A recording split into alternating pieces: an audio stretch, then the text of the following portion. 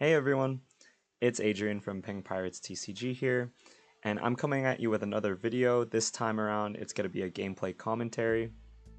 I'm going to be playing Blurple Croc today, and Gabe's going to be playing Red Zoro. It's really hard to see his leader card because of the glare, sorry about that.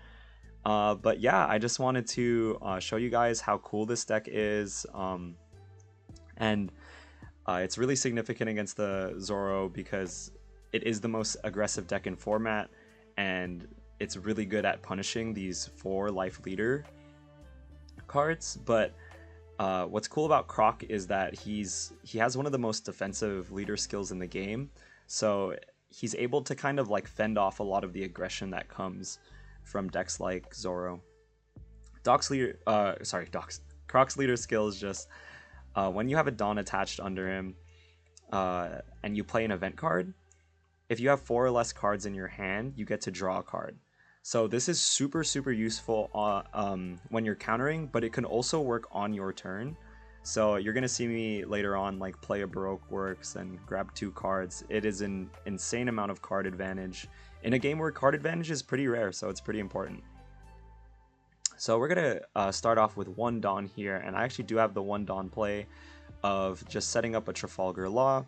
That's gonna really help me survive the game into the later stages, hopefully. Because I have 4 life, I don't want to be eating anything early. So just having the early blocker to fend off some aggression is really good. So the turn's gonna swing back over to Gabe. He has 2 Dawn, and he's gonna go for the Nami play here. One of the best plays that Zoro could do on turn 1. He's just gonna look at the top 5 cards of his deck and grab any Straw Hat card he wants. So he's gonna opt to grab the Rush Luffy, it looks like, and this card is insane, especially into our deck where we kind of rely on our blockers late game to help us live. And he's gonna play a blocker himself with Tony Chopper, and yeah, his board's looking great. I have 3 Dawn up. There's some cool plays we could do here. There's I don't think I have it in hand at this point, but you could play Bond Clay here, which is cool. He's a searcher for this deck. Searches any Baroque Works event in the top 5 cards of your deck. I also have Miss All Sunday in my hand, but with no events in the trash, her effect is basically it's useless. So I'm gonna opt just to attach 1 and swing for 6k at his leader, and it looks like he's gonna take that. Now we're about even on life. You know, as when you're running a 5 life leader, you could kind of afford to take a couple hits in the early game just because you're already ahead as the game starts. And yeah, I'm gonna have 2 Dawn up for potentially 2 events, maybe like a Love Beam or a Desert Spada, Blast Breath. So, and he's just gonna swing into 5k. I end up thinking for a long time here because, you know, it always feels bad to over counter, but sometimes the cards in your hand like Miss All Sunday are just too useful to not keep in your hand. So I think I end up going for the Desert Spada here instead of blocking 1k. So yeah, I'm gonna play the Desert Spada, go up to 7k to block the 5k attack, and Desert Spada is gonna allow me to look at the top 3 cards of my deck and arrange them in any order that I want, or bottom deck them. I'm going to end up rearranging these and returning them to the top. What's cool about Desert Spada in this deck is that Desert Spada's effect to stack your deck comes first before you draw, so you can basically pick whatever card you want to draw out of the top 3 cards of your deck, and that's super useful for chaining events and grabbing 2k counters, just anything you need in the moment. I went ahead and just stacked Jack on the top of my deck because the other 2 cards were King and Queen. I end up drawing Queen next turn, but I really don't want that King in my hand because he's just going to be sitting there. And Gabe's going to end off the turn really strong, resting 4 Dawn for a Nico Robin and a Chopper. But yeah, as I was saying, I don't want the king in my hand. I'm not going to be able to play him until next turn, and he doesn't give a counter, so I end up wanting to draw the queen after the jack. There's a lot of thinking here. I do have the queen play in hand, and I will still be able to curve out with a king.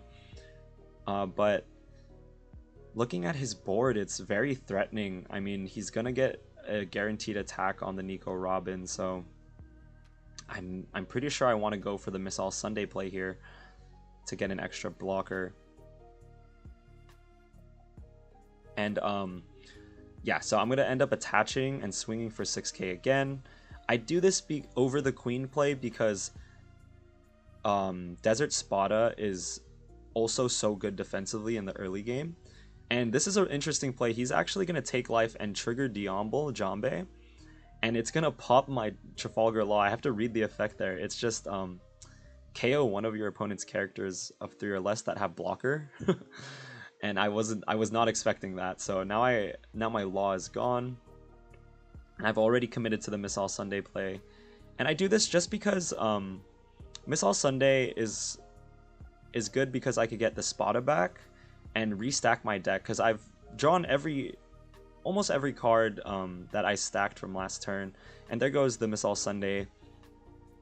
I know she's not going to be able to block because of Nico Robin, but that's okay because Miss All Sunday's effect to grab an event works on any KO. So even KOs that happen for card effects.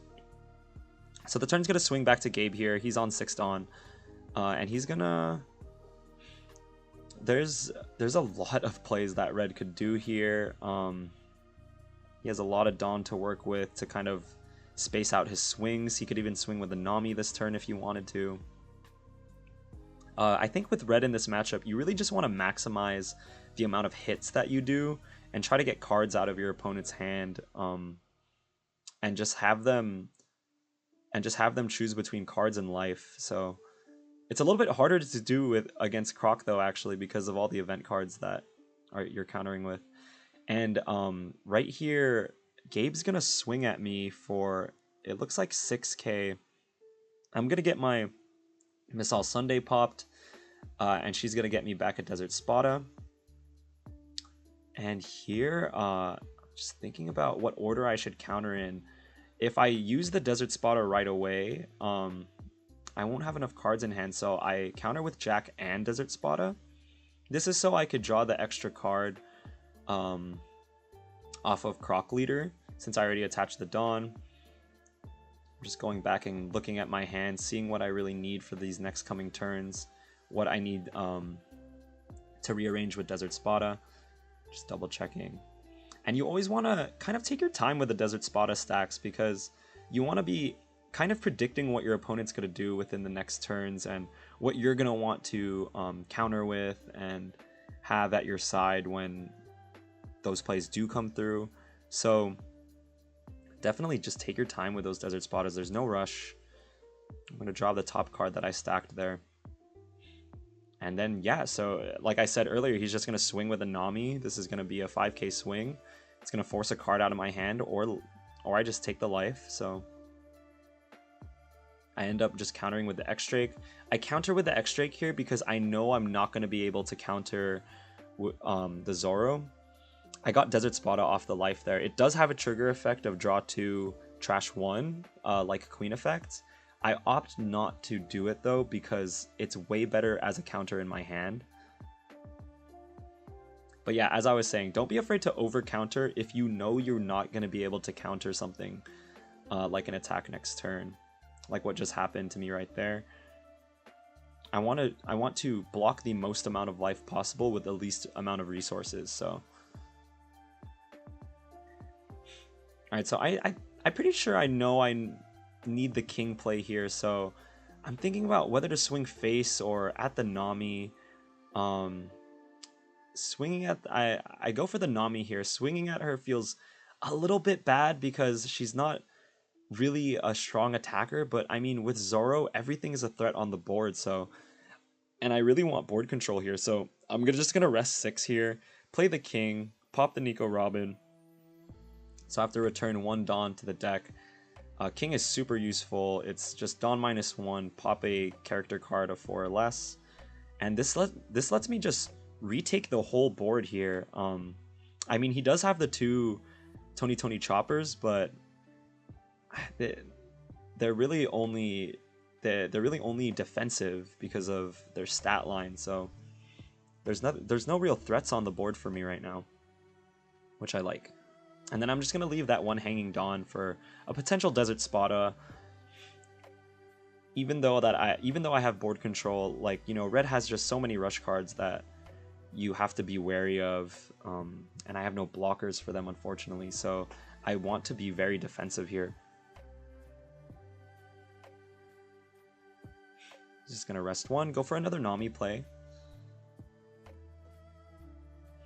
It's probably gonna be looking for like a Zoro or a Rush Luffy here, and he gets the Zoro off the top 5. Bottom deck's another one. This is going to be super useful for him because it's a perfect turn for him to Zoro since I have no blockers on the board.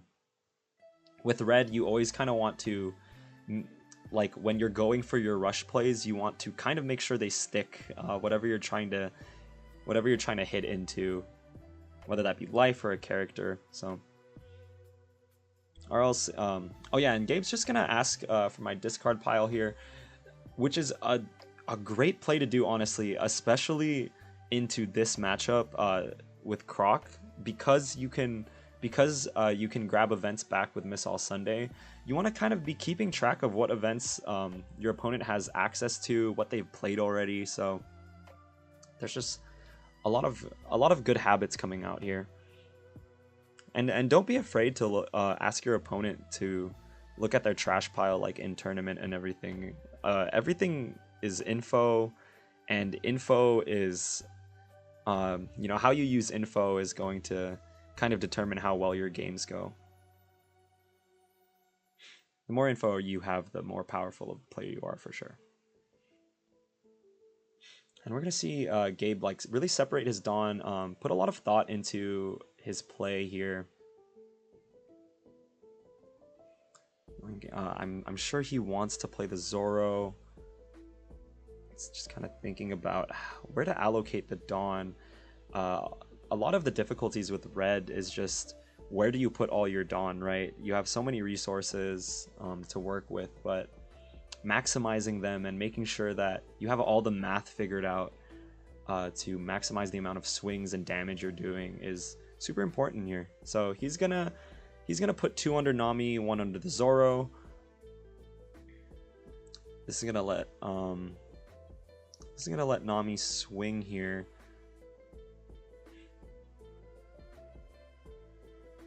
And I'm gonna it's a 5k swing, so I need a block with 1k here. And it looks like yeah, it's just with these decks, like I take a long time thinking about what I need to block, just because you have 4 life. It's just you can't really misplay anywhere in the game. These decks have like such a high skill ceiling and floor, just because you get punished so much harder for taking hits. So if I ever take long to block something, it's because, you know, I'm trying to predict in the future, like, whether I'm going to need these cards to win, or, you know, if this is worth the block. And I am going to block with the Miss All Sunday, and that really hurts, but I mean, it's way better than taking the 1 life. Miss All Sunday is a great card to use as a blocker and recycler, so it really hurts to see that card go away, but I mean, it has to. And then he's just going to rest 3, play his Rush Zoro, swing into me for 6k here. It's going to be a bit of a tougher block. Good thing I have the Spada in hand that I'm going to play. Rest 1 Dawn, play the Spada. This time I'm not going to be able to draw the card after activating Spada. That's because I don't have a Dawn under Crocodile's effect. You always kind of want to be very attentive of your opponent's boards, because some effects, you know, like 8-drop Kid and everything, they get these really, really awesome continuous effects that happen, but only when they have a Dawn attached under it. So Always want to make sure and keep vigilant. So he's gonna swing for me 7k here, and I can't block that. I have no active Dawn. Don't want to rip a bunch of cards out of my hand.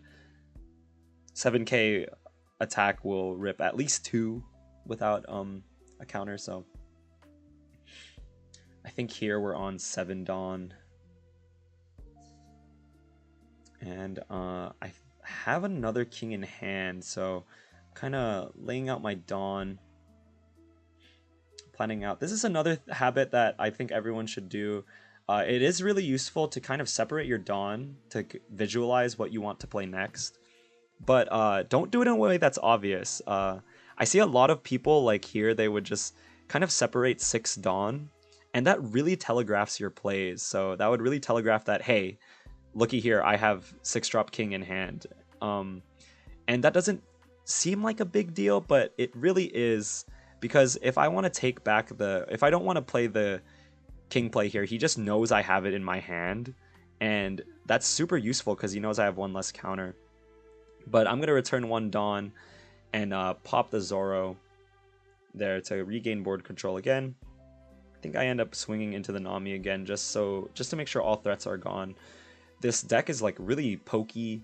You're not really going for like big, huge 1-turn swings. You're really playing the long game, defending, you know, getting your swings where you can. And like right here, I'm going to poke for 7k. And he's just going to take. He doesn't really want to use the Tony choppers yet. Just wants more cards in his hand. But yeah, as I was saying, if you have like big plays in hand, especially for the purple players out there, like do not separate your Dawn into exactly like 9 or exactly 7, because those cards don't have counters. So your opponent's going to be able to kind of pinpoint what cards you have in hand and how much you could counter for. And like I said before, knowledge is everything in this game, because you could counter from hand. So make sure you're splitting up your Dawn in a smart way. That's not really telegraphing your plays. You want to be as unpredictable as possible. So and the turn's going to swing back to Gabe. He's at max Dawn. He's going to swing for me at 6k. I have another X-Drake to counter, go up to 7k. And the turn's going to go on. This is a huge turn. He's going to swing at me with his Shanks.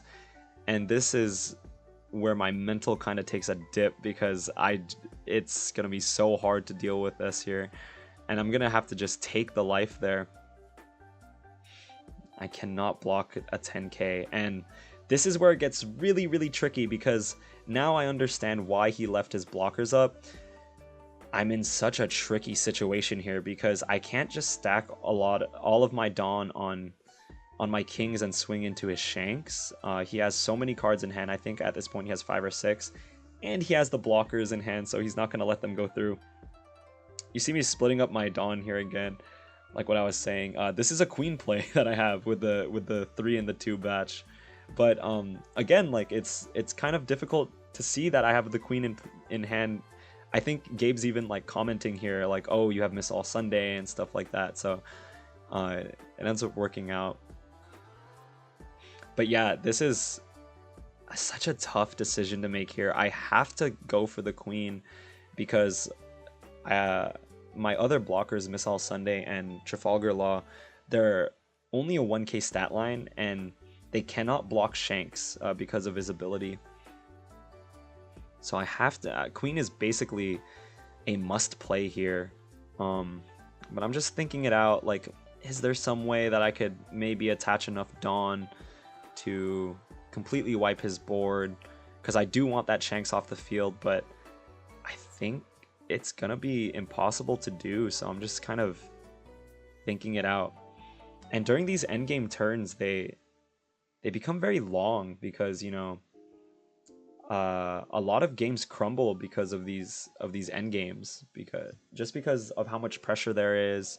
You know, people play suboptimally under pressure, and you could end up losing a lot of games just because of some decisions you made later on in the game. So make sure to take your time with these turns, guys, especially if you're playing in like a local tournament.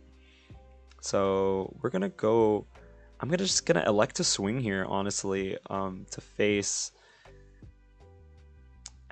Yeah, I'm just kind of relaying what options I have in my head, but I do elect to swing with the king, just base 7k. I am gonna just go for the attach on the Croc first, just before I forget, so that I know how much Dawn I'm like really playing with. Again, I have the queen play in hand.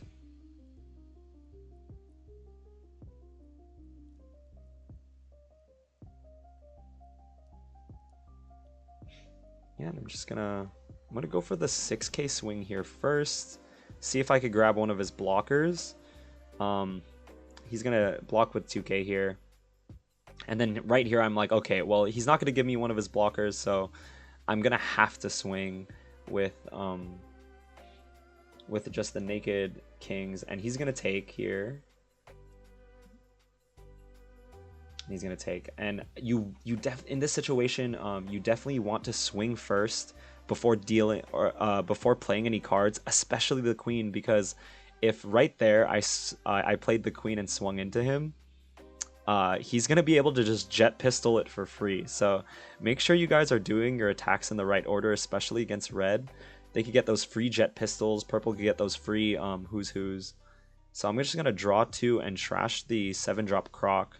7-drop Croc is a 4 of in this deck, and he's an amazing card because of how many events you're playing, but I just don't feel like he's going to be useful because he doesn't do anything the turn he's played, so there's never going to be like really a safe turn to play him, and I don't have any Desert Spada or Love Beams for his effect to be super useful, so he's going to end up getting trashed.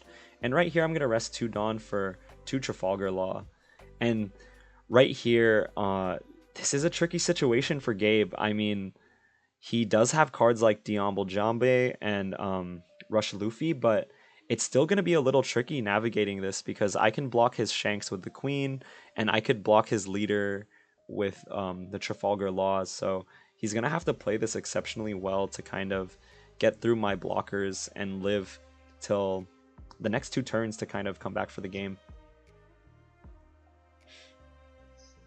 For the red player here, it's like pretty much all about where do you put your Dawn, because you know what numbers I'm hitting for. So, but the tricky thing is too is like I'm projecting like a 1-cost event. Is that Blast Breath or is that Desert Spada? The difference is huge, right? Because you know, Desert Spada, it's at 2k, but Blast Breath is at 4k, so if you end up not allocating enough Dawn for Blast Breath, you just kind of waste a very crucial attack here. So it's like what I said, like information is super key. Like if I don't know, like he knew somehow that I had a Spada in hand or everything like that, it's just you gotta alter your play. So he's going to go for the Nami play here again. Just look at the top 5 cards of his deck. Let's see what he grabs. He's going to grab a Rush Luffy, which is one of the best cards to play right now, to be honest. And he's just going to show me he actually bottom decks 3 Otama here, which is really rough on the defense turns. And yeah, but he's just going to... That Rush Luffy is super scary because, I mean, I do have a great board here with all the blockers, but Rush Luffy just says nope to all of them. So that's where he's going to kind of just probably go crazy a little bit. But Rush Luffy is also a big commitment for him. It's going to take up half his Dawn to play. So he wants to be really careful here. He's going to start off the turn attaching to Zoro. He's at 8 Dawn left here.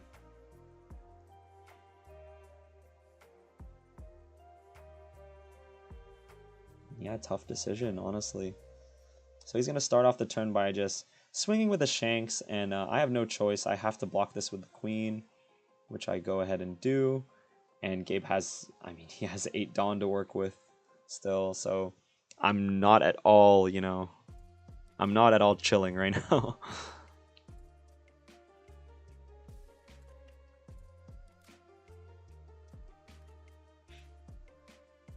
Yeah, Gabe just really working through his turns. I'm glad he's actually playing this slow just because, again, these endgame situations can get really dicey and really complicated. So you want to make sure that you're running like a lot of the scenarios in your head. So he's actually going to go and rest 5 for the Luffy, and he's going to swing me for, I think he swings me for 9k here. So he's going to play around the Blast Breath. Force me to have a 1k counter on top of that in hand. And I'm just thinking, should I counter this? I have to, so I'm going to go for the Blast Breath, return 1 Dawn, draw a card, and I'm going to top it off, go up to 10k with the Miss All Sunday, which is super clutch. That was actually my top deck there, so...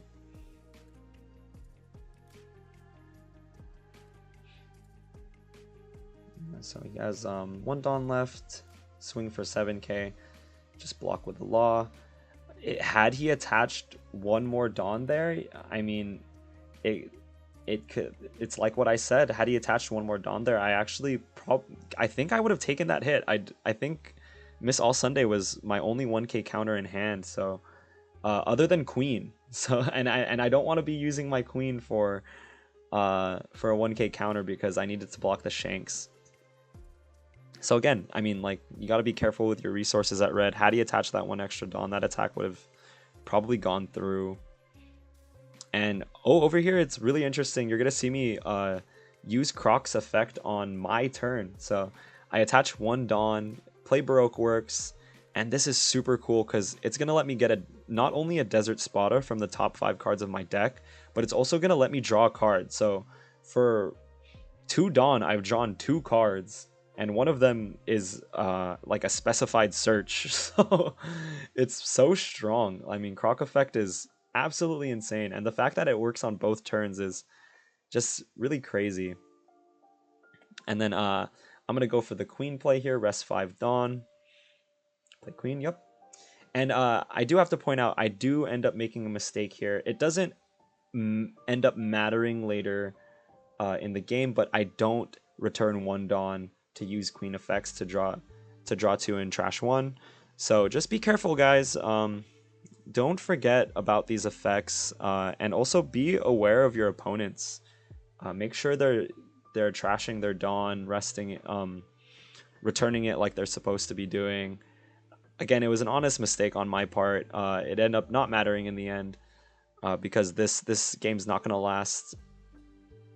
It's not gonna last really long enough for 10 Dawn to matter. So, but yeah, just always look out for that stuff.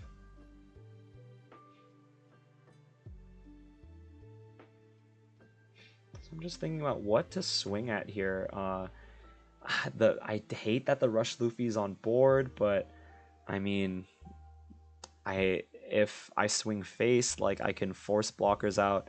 So I end up swinging face here for 6k. He has the Brook in hand, and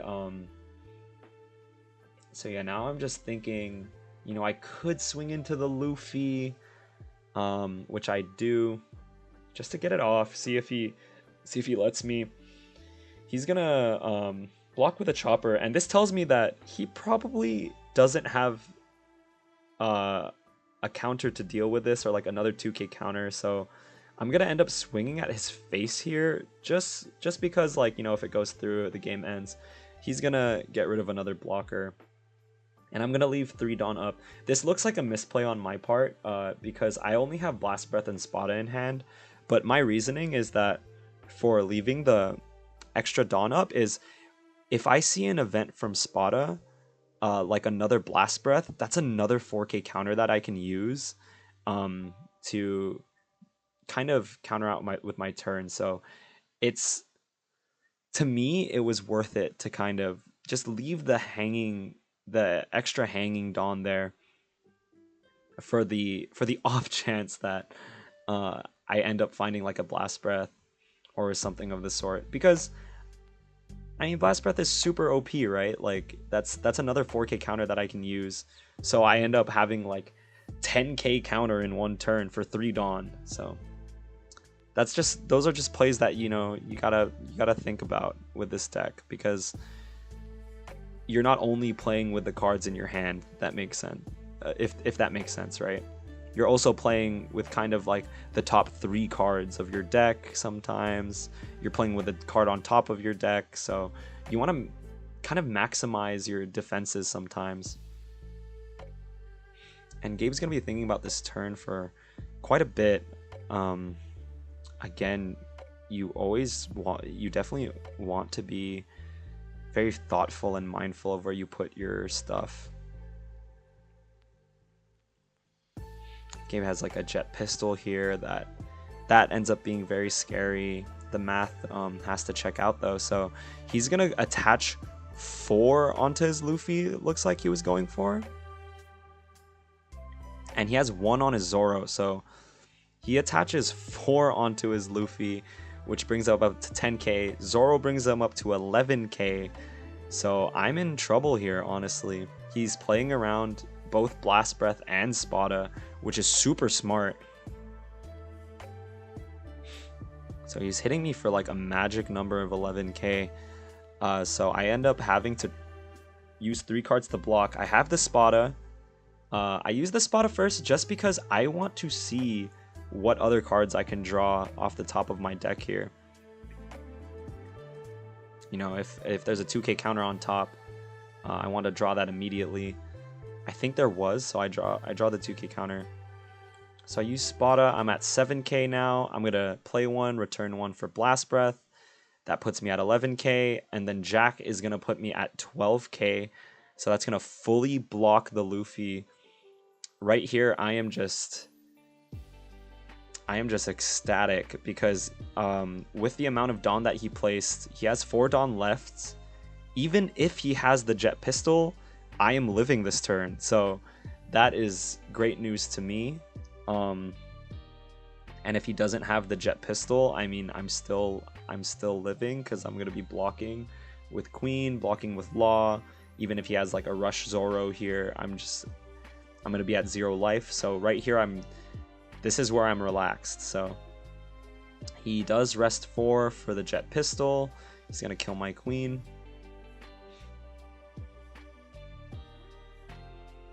And there's nothing much to do, honestly, with 1 more Dawn. So he's just gonna attach, swing at me with his leader. I'm gonna see if I could potentially block that with things in my hand, but I don't have enough. So I'm going to just get rid of the Law there. He's going to swing me with Shanks here. I'm going to take that last life, and the turn is going to swing over to me. This was such a close one, and a nerve-wracking one at that. This is the reason why the Queen play, or the Queen mistake doesn't really matter. I'm going to have so much Dawn to work with here, and he's completely open. I'm going to draw for turn, and I just, you know, even in these spots, like, don't rush to make your play. There's no rush here. So kind of just think, like, because there are games where you just lose because you play too fast. So I'm gonna swing at him for 5k. It doesn't look like he has a lot. He's gonna counter with the Nico Robin, swing 7k, doesn't have the counters, and that's gonna be the game. Yeah, so that's a pretty crazy end of the game. Definitely a nail biter for sure. I hope to see you guys on the next video. I hope, you know, kind of talking throughout my thought process was useful to you guys. And just remember to like, comment, and subscribe. Let me know if you want to see that Croc deck profile and full analysis like I do with the Dofi vids. But yeah, have a great day, guys.